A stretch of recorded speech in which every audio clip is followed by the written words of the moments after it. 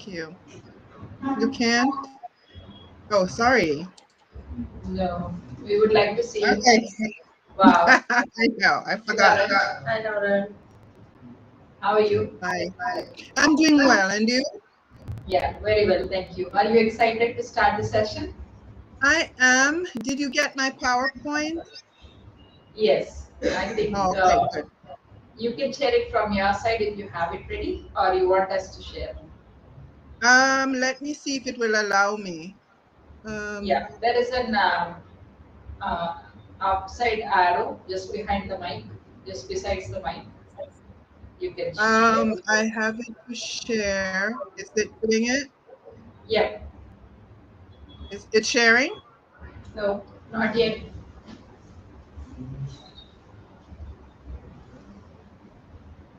Um, let me see.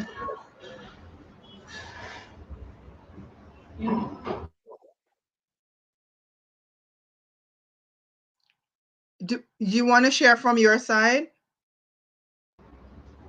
Yes, we will share it from our side. Give us a minute while we Okay. activate. So in that case, let me quickly go to it. Yes, welcome Lauren on the stage. Lauren Erica Myers is a seasoned registered nurse with 33 years of experience in various nursing roles, including administration, home health, and school nursing. She holds a BSN and a Master's in Health Education and Promotion from Walden University, and is completing her doctoral program in the same field. Lauren is also an author of 8 books, a wife, mother, and grandmother who enjoys traveling, cooking, and reading in her spare time. That's wonderful. Thank you for that beautiful introduction. And it's indeed a pleasure to join you today to just share a few thoughts with you. So, one of the things that we hear a lot about today is social determinants of health, or social determinants, meaning the factors that impact us and determine to a large extent our successes in life. And I want to talk about that today. What are social determinants of health? Let's tease that out a little bit farther. So these are things like poor housing, our educational status, where we went to school, the neighborhoods in which we live, and the opportunities as a whole that are open to us as individuals. And supposedly, if we are born with those statistics against us, it makes it more difficult for us to progress as individuals. There is this dichotomy in society that is basically made up of rich versus poor, educated versus uneducated, living with access to the things that we need for good health and for a good life.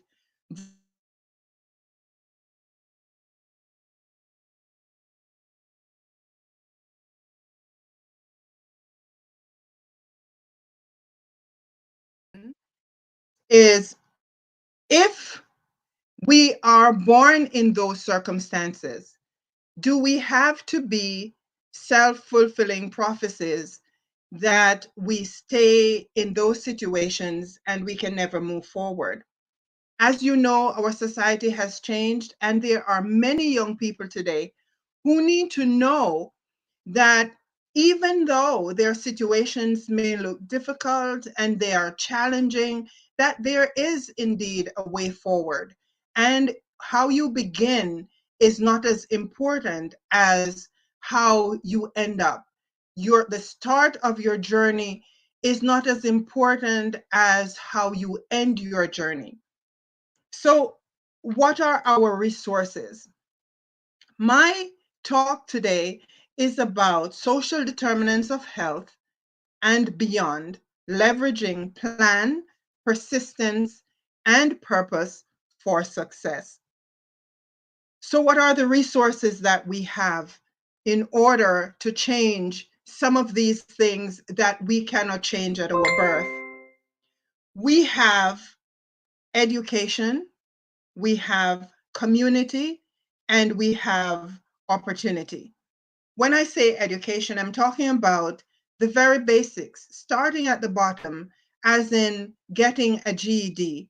And I understand that I'm talking for the most part to professionals, but we have maybe achieved most of our goals already, but we are not supposed to live in a bubble. We're supposed to take what we know and pass it on to the people that we see every day, or to the young people with whom we interact, those that we teach. So, what can we tell them? What are the tools that we have? We have education. So, when we encounter a young woman who is maybe pregnant and still in high school, that's where we come in and we tell them, keep going, don't drop out, do the adult education, do the after school thing, and get grounded so that you are able to move forward from where you are. We have community, and community doesn't mean just where we live, obviously, but it means the people that are around us. We talk about the people that make up our tribe. Okay, so it's friends, it's family, it's people who are willing to help us. And I've discovered that if we seek for help, there's always somebody, there's always an agency that is willing to offer us a hand. And so maybe when we're talking to our young people and we're telling them that, look, you don't have to be relegated to what society says you are or that you must be, but you can actually move forward. We may be the ones that have to step in and show them how to access these communities that can help them. People like support groups, after school programs, government programs, or even, here's a thought, we can be the ones to coach and to guide and to get them set to where they need to be. So we have education and we have community and we have the last one is opportunity. We say that when opportunity knocks, we have to make sure that we respond. But I dare say that sometimes we cannot wait an opportunity to knock. We have to create our own opportunities. We have to see what's out there and decide that we are going to carve a niche for ourselves no matter what. So, what is the message that I'd like to pass on today? If I say that we can leverage a plan and a process towards success. What's the message that I'm passing on? Leverage, first of all, means to raise up. And so we have to figure out what's in our society, what's in our environment that we can use to raise ourselves from where we are. And that starts with a plan. It's all well and good to say, this is what I want to do. And when I am 5 years from now or 3 years from now, this is where I'm going to be. But without a plan, it is not possible. So we remind young people that time is passing and that if they have something that they want to achieve, it starts now. It starts with a plan. So you want to be able to be your own boss. You want to have a business. How are you going to start that? It starts with a plan. Are you going to find somebody to mentor you? Or do you know someone with whom you can work to learn something? Or are you going to take the long road and go to school and learn how to do what it is that you have in mind? It all starts with a plan. And a plan without passion, a plan without action is just still a plan and nothing will ever come of it. So, as people who are professionals and have made a lot of sacrifices to be where we are, we encourage people, get a plan, decide what you want to do, and then figure out a strategy of how to get that done. And the next thing is persistence, which is stick with it.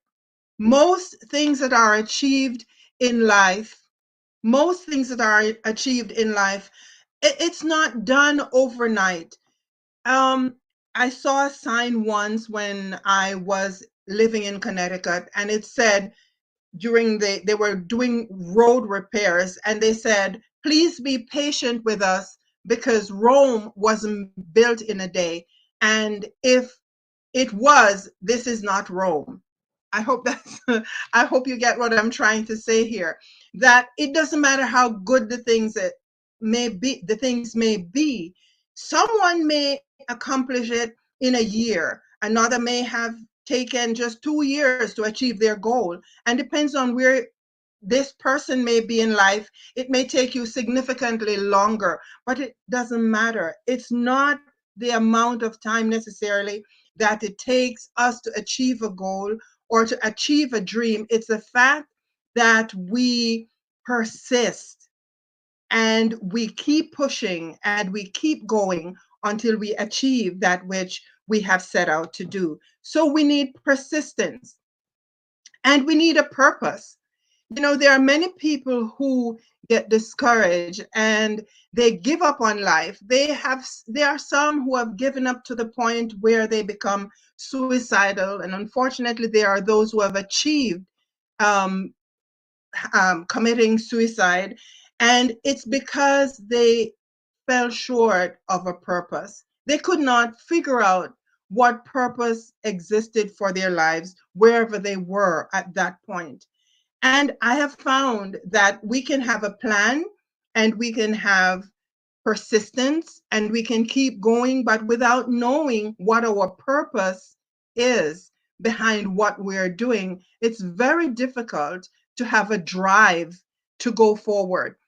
We all need a purpose. So I'm here on this conference today. What is my purpose for taking the time to do this? Why am I missing hours at work or doing another activity so that I can be a part of this conference? It's not just because I can speak or because I know something that I can share, but the purpose is to help somebody else, to give direction to somebody else, to maybe even just encourage somebody else who are seeing young people, who are seeing young adults, who are seeing people who could possibly be better than they are, but because they do not know the way forward, to kind of drop something in your spirit, drop something in your ear and say, hey, this is maybe the way to go forward. Tell them that they can succeed if they come up with a plan.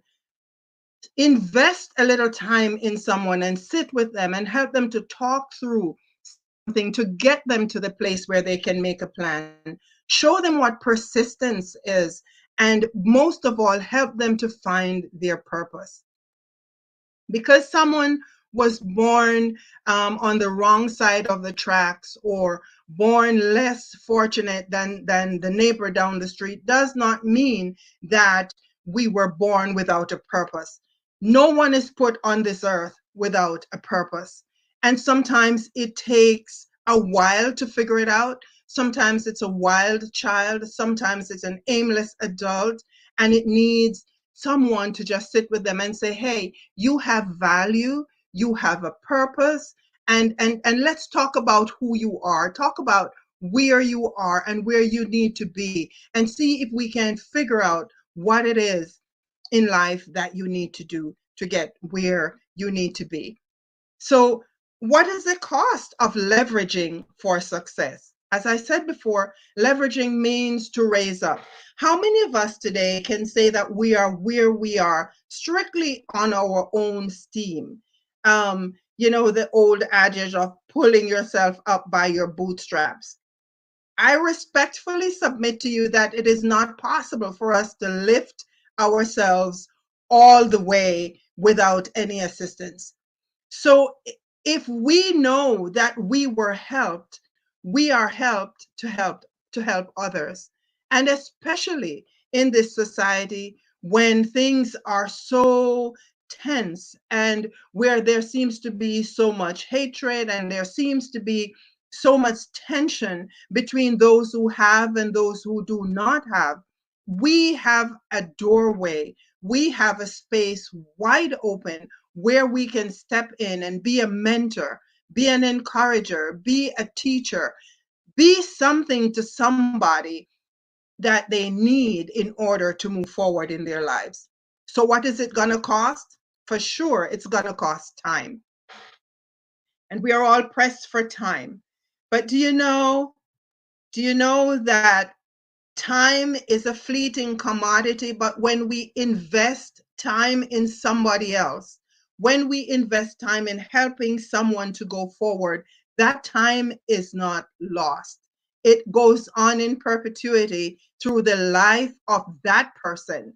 So when we invest time to listen and we invest time to give of ourselves and give of the knowledge that we have, it goes on, it builds, and it multiplies. It takes sacrifice. Okay. And sometimes when we talk about sacrifice, we automatically think about money, and it's not always money. Not everything can be added up in dollars and cents. Sometimes it takes getting us out of our comfort zone, because many of us are not accustomed to being listened to. And because of that, we think that no one will listen to us. But everyone lives within a sphere of influence. So even though you may think you are not a person that anyone sees or anyone hears, there is someone who's willing to follow you.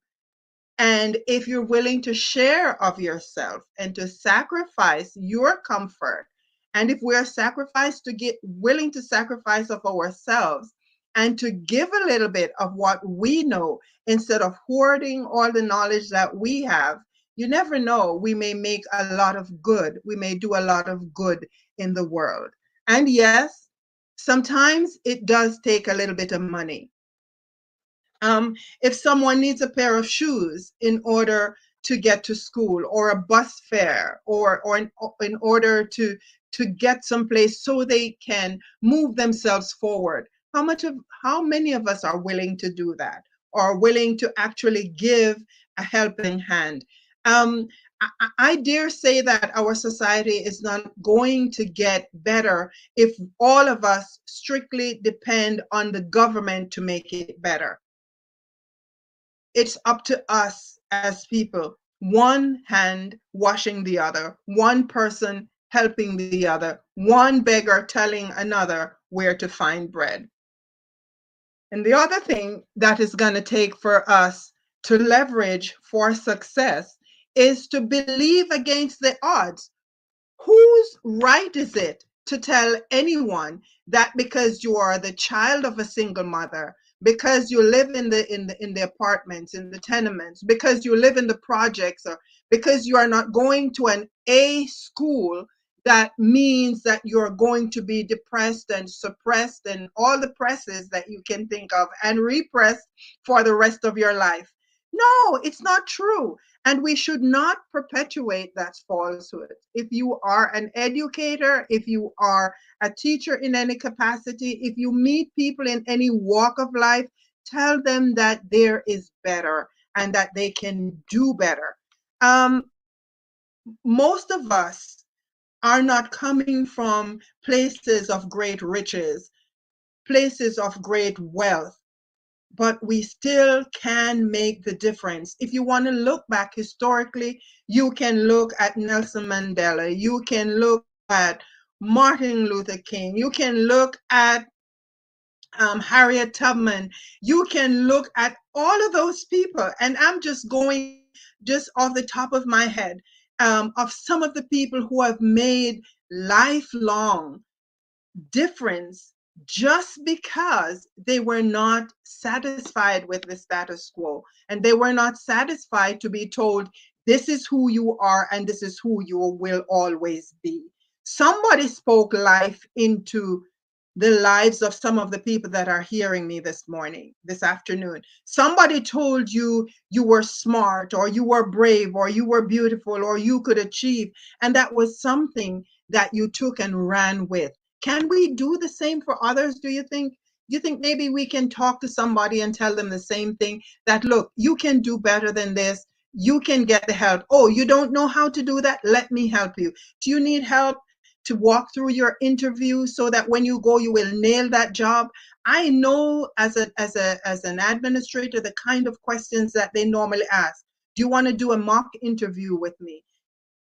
Things like those, practical help that we can help people to get out of where they are and to turn this whole social determinants on its head and help people to move forward successfully to this generation and into the next. I want to say that we are vision venturists. And you hear about venture capitalists and all the rest of it. Well, I believe that when, especially those of us who have come from so called minorities or marginalized situations, I believe that when we achieve success, then we are supposed to be venture visionists. We are supposed to be vision venturists. You can turn it any direction you want. But the fact is, what I'm saying is that we are supposed to have an innate sense of what can be done. And sometimes it doesn't take a whole lot of money to do something. It just takes a good start, good planning, persistence, and people who are willing to join hands in community and to assist and to realize that there is always room at the top.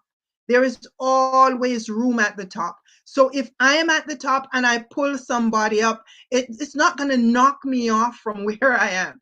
It's going to actually make me stronger because now I have somebody who knows me and will be willing to link hands with me. So there's always room at the top. We need to have an innate sense of what needs to be done.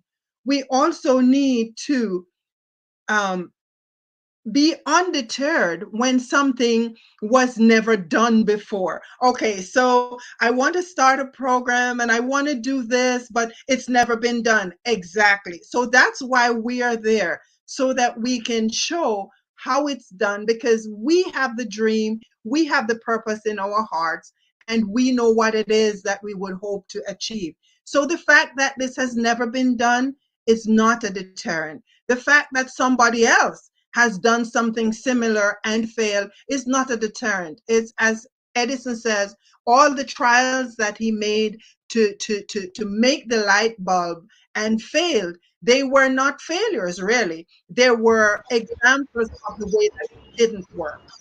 So every time that we go towards something and it seems like we didn't quite achieve our goals, it's a way to say, well, it didn't work that way. Let's do it this way. So vision venturists are people who have an innate sense, one, of what needs to be done, who, two, are not worried about the fact that it's never been done before. And there are three, people who are willing to do the hard work of research, figure out, don't just have an idea, but figure out everything that you possibly can about it, and then sink your energies into finding the best way to achieve what needs to be done. And most of all, vision venturists drive social change. I'm going to say it again. If we as professionals, if we as educators and leaders, and I see Charlotte is on, who is a CEO, and I see Gloria, who is an international best-selling author. If we who have achieved some measure of success are afraid to put ourselves out there and try to be the change, then the change will not happen. It's all well and good for us to curse the darkness. We can do that eloquently because we have the words in which to do it. But how many of us are willing to light a candle? Are we going to say, okay, I'm just one person? But you never know. Your one idea and you being willing to put your one idea forward may spark somebody else who had the same idea but not the courage or the know how to put the first foot forward. So we realize that if something is going to change, then I have to be the change. I can't wait on the government. I can't wait on the other person. I have to do what I need to do to move this forward and then bring others in to to help and to be a part of my vision. So we need to sacrifice, we need to have the vision and to run with it. The next point I want to make is that our starting point is also our middle and it's also our ending. So if I say to move forward and to overcome the reverses of life and social determinants of health, or the things that are supposedly meant to keep us at a low stage in life and never achieve success, if it takes a plan and persistence and purpose to start it, then it also takes a plan, persistence, and purpose to continue. Because once we've started, the road does not necessarily get easier. It doesn't necessarily mean that we have a ton of people who are going to buy into our vision. That means we have to remain focused, we have to know what we want to achieve, and we have to be willing to put in the time. So, where we start with a plan, with persistence and a purpose to get to success, is the same thing that we're going to need to do to keep going. And when we get to the end, that is, we have achieved some measure of what we wanted to see accomplished, it's still going to take a plan how to get that out into a wider community. It's going to take persistence when people close the door and say that that cannot be done, or even, I tell you what, sometimes even the people who we are trying to help sometimes will say, no, it cannot be done. So it takes persistence and we go with our purpose. It's because we want to make a difference. It's because we want to change things around us. It's because we realize that we are not where we are so that we can stand or sit on a pedestal and be dusted and kept shiny. It's because we are supposed to be the light and the vision in the world. And we can only do that if we're willing to move forward. So what is left for me to say is that social determinants of health, or the social situations into which we are born, this, if you want to put the class in which we find ourselves, is not omnipotent. It does not say that we have to remain there for the rest of our lives. It's up to us to take the necessary steps to move forward and not be selfish. But once we find something that works, to be willing to share it. It's a great big world.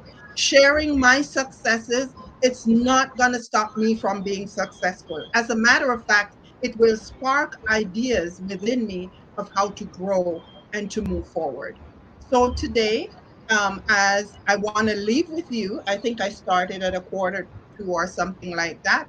I want to leave with you that where you begin, and that's not necessarily for us who are in this conference today, but the message that we are to take forward to the world and to those who are trying to find their way forward is that where you begin is not indicative of where you will end.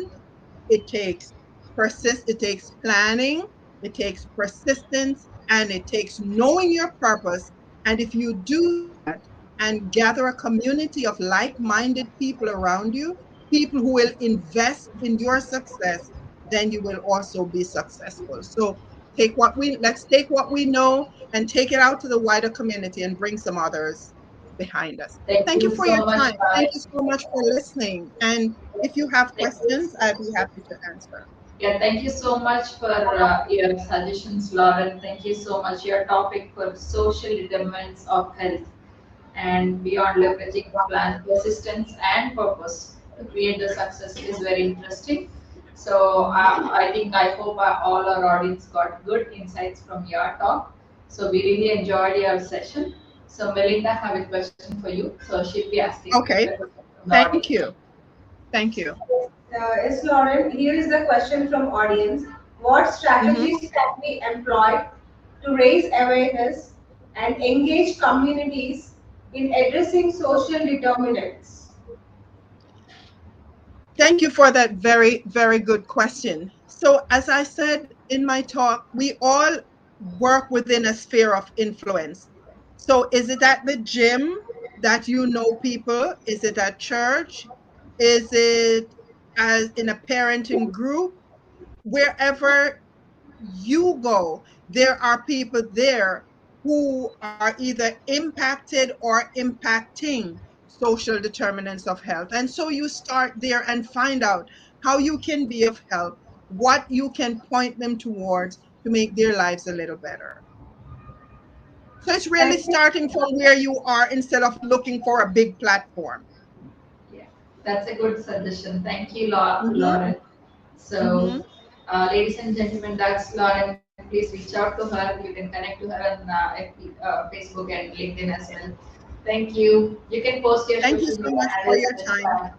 You too. Have a Thanks, great Lauren, day. Thank for you. the wonderful speech. Thank you so much. And thank you for your comments in the audience. You're much appreciated. Thank you.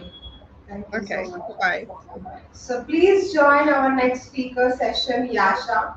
She is waiting. So let's join her session. Thank you.